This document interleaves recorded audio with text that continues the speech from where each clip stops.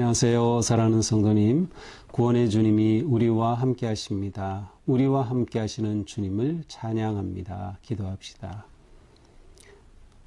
주님의 크신 은혜와 사랑에 감사드립니다. 예수 그리스도의 그 놀라운 구속의 은혜를 베풀어 주셔서 저희가 주님의 그 사랑 안에 거하게 하시고 우리의 모든 불의와 더러움을 씻음 받게 하시고 하나님의 거룩한 자녀의 길을 걷게 하여 주시니 감사합니다. 오늘도 주님의 말씀을 사모하고 기다립니다. 우리의 마음을 열어주시고 깨닫게 하여 주셔서 말씀으로 거룩하게 세워지는 삶, 말씀으로 새로워지는 우리의 삶이 되게 하여 주시옵소서. 예수님 이름으로 기도합니다. 아멘. 오늘 말씀은 민수기 19장 1절에서 10절입니다. 여호와께서 모세와 아론에게 말씀하여 이르시되 여호와께서 명령하시는 법의 율례를 이제 이르노니 이스라엘 자손에게 일러서 온전하여 흠이 없고 아직 멍에 매지 아니한 붉은 암송아지를 네게로 끌어오게 하고 너는 그것을 제사장 엘르아살에게 줄 것이요 그는 그것을 진영 밖으로 끌어내어서 자기 목전에서 잡게 할 것이며 제사장 엘르아살은 손가락에 그 피를 찍고 그 피를 회막 앞을 향하여 7번 뿌리고 그 암소를 자기 목전에서 불사르게 하고 그 가죽과 고기와 피와 똥을 불사르게 하고 동시에 제사장은 백향목과 우슬초와 홍색실을 가져다가 암송아지를 불사르는 불 가운데 던질 것이며 제사장은 자기 옷을 빨고 물로 몸을 씻은 후에 진영에 들어갈 것이라. 그는 저녁까지 부정하리라. 송아지를 불사른 자도 자기의 옷을 물로 빨고 물로 그 몸을 씻을 것이라. 그도 저녁까지 부정하리라. 이에 정결한 자가 암송아지의 죄를 거두어 진영 밖 정한 곳에 둘지니 이것은 이스라엘 자손 회중을 위하여 간직하였다가 부정을 씻는 물을 위해 간직할지니 그것은 속죄의 죄니라. 암송아지의 죄를 거둔 자도 자기의 옷을 빨 것이며 저녁까지 부정하리라. 이는 이스라엘 자손과 그 중에 거류하는 외인에게 영원한 율례니라. 아멘. 자, 오늘 말씀은 아주 특이한 내용을 보여주는데요. 우리가 이 부분을 많이 읽었지만 막상 이렇게 보면 이런 내용이 있었나 할 정도로 좀 특별한 그러한 내용입니다.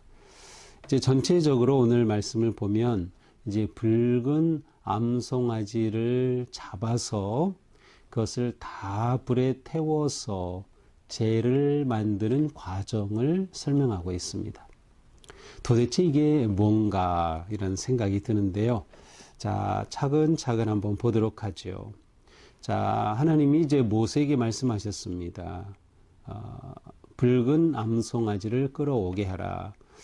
자, 이스라엘 백성들이 앞에서 우리가 본 것처럼 그들은 이제 처음에 성막에 가까이 가는 것이 두려웠고 이제 죽게 되었다고 그렇게 소리를 지르고 두려워하는 가운데 하나님께서는 제사장과 레위인들을 세워서 그들이 성막의 일을 맡게 하셨음을 보게 했죠. 그리고 이제 성막의 일을 하고 있는 제사장과 레위인들이 살아야 할 그러한 생계는 무엇인가? 그것은 곧 이제 이스라엘 백성들이 드리는 그런 헌물을 가지고 살 것이라고 하는 내용을 보여주셨어요. 자, 이들에게 있어서 중요한 것은 이스라엘 백성들과 하나님 사이의 관계에 이 중간에 제사장 레위인들이 있는 셈이에요. 그래서 이스라엘 백성들이 항상 하나님 앞에서 정결하게 바른 관계를 맺도록 유지시켜 주는 것이죠. 이제 오늘 말씀은 바로 그러한 내용을 담고 있는 건데, 원래 이스라엘 백성들은 이제 죄를 지으면 또 부정해지면 규례에 따라서 그 부정을 씻고 죄를 사함받는 그러한 속죄제, 속건제, 또 화목제 같은 제사를 드리도록 되어 있어요. 특히 이제 레위기 14장, 15장에 보면 특별히 이제 부정한 그러한 일들에 대해서 나오고, 이제 그것을 씻기 위해서는 어느 시점까지 진영 밖에 머물러야 한다. 또 그렇게 한 후에는 와서 수염소를 잡아 제물을 드려야 한다. 여러 가지 그러한 제사법이 있어요. 자, 그런데 이스라엘 백성들이 이렇게 이 레위기에 기정되어 있는 대로 매번 그들이 부정해질 때마다, 또 그들이 잘못되었을 때마다 이렇게 와서 하나님께 이러한 제사로 제물을 드리는 것이 실제에 있어서, 그러니까 실제 생활에 있어서는 그렇게 쉬운 일이 아니었던 것 같아요.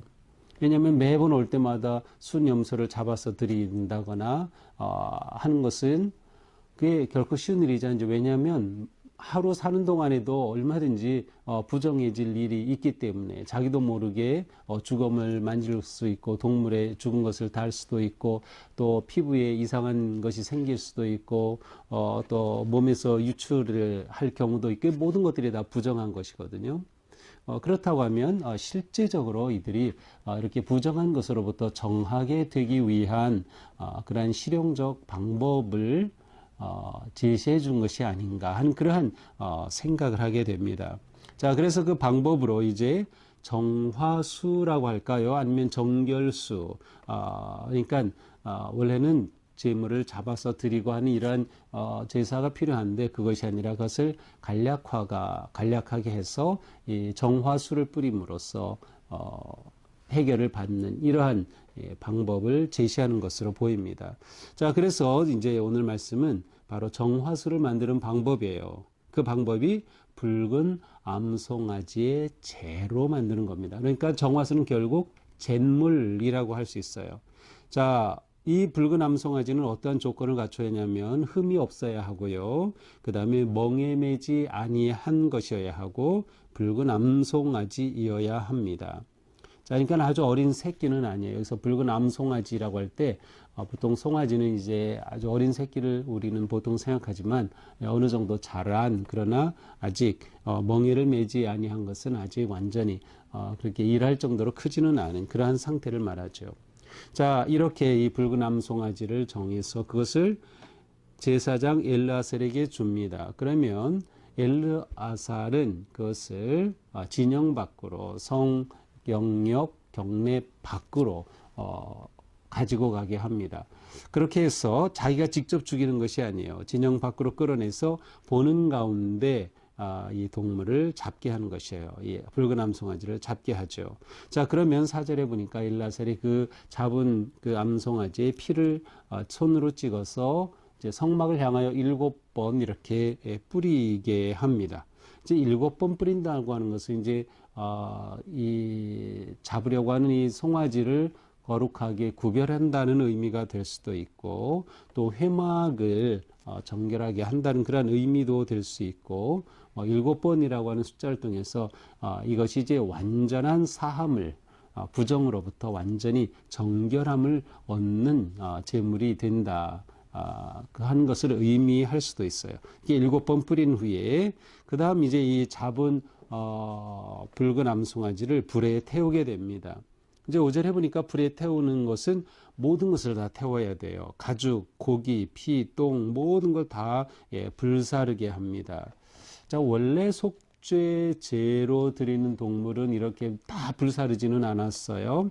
하나님께는 내장과 안에 있는 기름을 태워서 하나님 앞에 이렇게 드려 불로, 화제로 하나님 앞에 드렸고, 네, 고기는 이제 진영 밖에서 따로 이렇게 태웠는데 오늘 본문에서는 모든 것을 다 통째로, 그러니까 원래 속죄제와는 다른 것임을 알 수 있어요. 근데 여기에 또 무엇을 넣어서 태우는가 하면 백향목, 우슬초, 홍색실을 가져다가, 이 백향목, 우슬초, 홍색실이라고 하는 것은 정결 예식을 할 때 사용되던 도구들입니다. 그래서 백향목, 우슬, 총색실, 출애굽기 12장이나 레위기 14장이 나오는데요. 바로 이것을 같이 다 태우게 합니다. 자, 이렇게 다 태우면 거기에 재가 나오겠죠. 맨 마지막에. 바로 그 재를 모아서 진영 밖에 막 경내 밖에 정한 곳에 이것을 보관하게 됐어요. 이것은 죽여서 태운 재이기 때문에 성막 안에 그 경내에 둘 수는 없는 거죠. 그래서 그 밖에 두게 합니다. 자, 이렇게 하고 이렇게 동물을 잡아서 죽이고 했더니 재를 만드는 일에 참여했던 사람, 그리고 또 재를 운반해서 정한 곳에 둔 사람 모두 죽은 것과 그 접촉을 했기 때문에 부정해졌어요. 그래서 그것을 정결하게 해야 했습니다. 그래서 물로 옷을 다 빨고 목욕하고 몸도 씻고 또 저녁까지 밖에서 기다리는 거죠. 그렇게 해서 시간이 되면 이제 저녁에야 정하여서 들어올 수 있다. 이것이 오늘의 본문입니다. 자, 오늘 본문에서 가장 중요한 초점은 무엇인가 하면 어떻게 하나님의 백성들이 하나님 앞에서 정결한 삶을 유지해야 할 것인가 라고 하는 것이 초점이에요.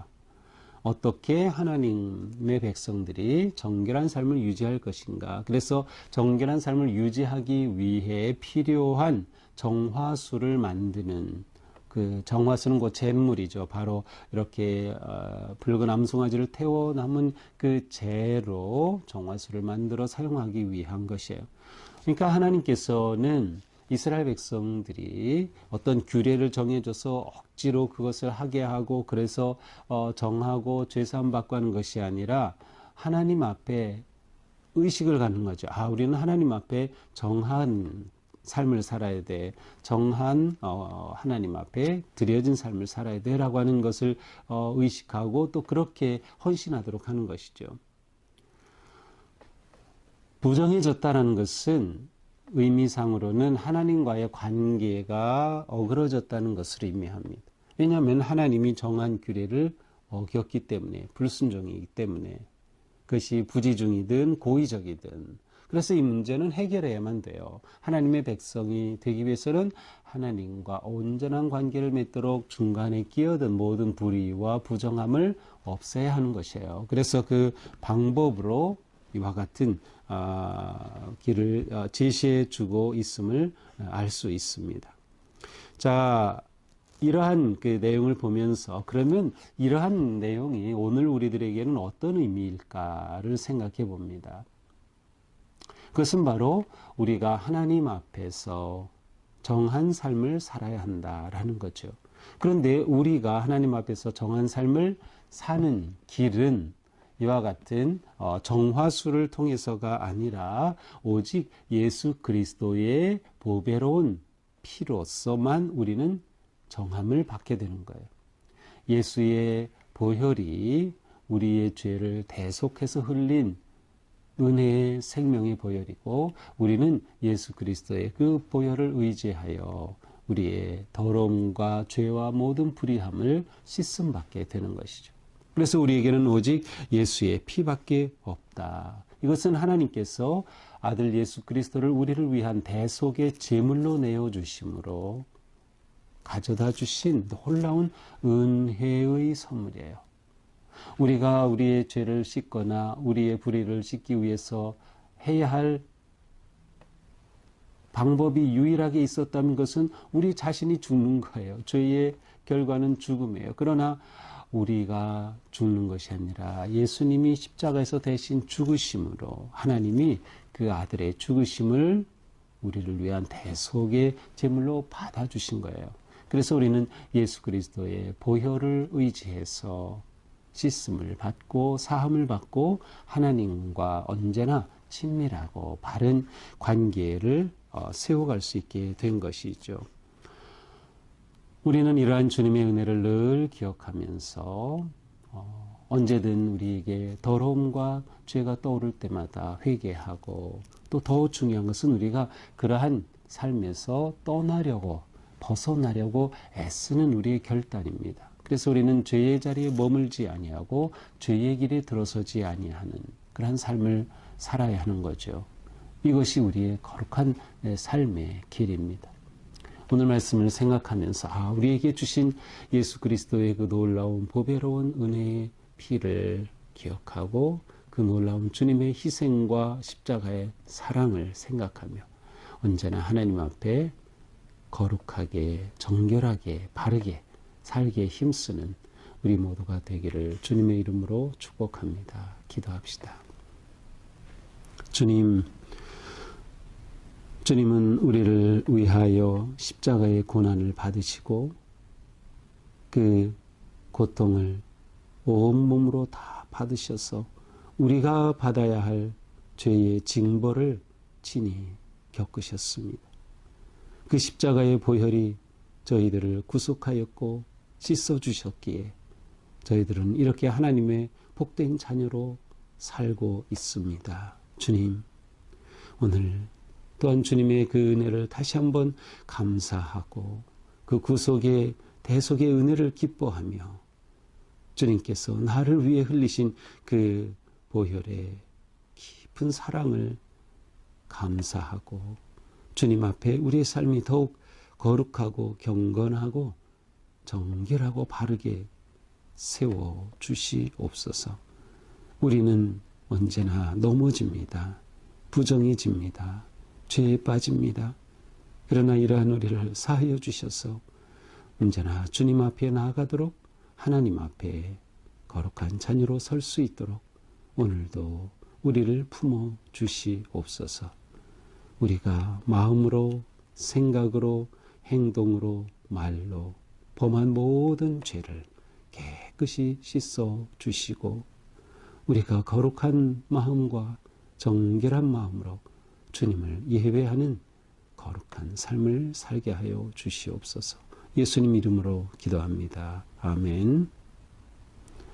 네, 오늘도 주님의 은혜 안에서 죄 씻음 받은 그런 자유함과 놀라운 은혜의 생명의 길을 걷는 복된 하루가 되기를 축복합니다. 사랑합니다.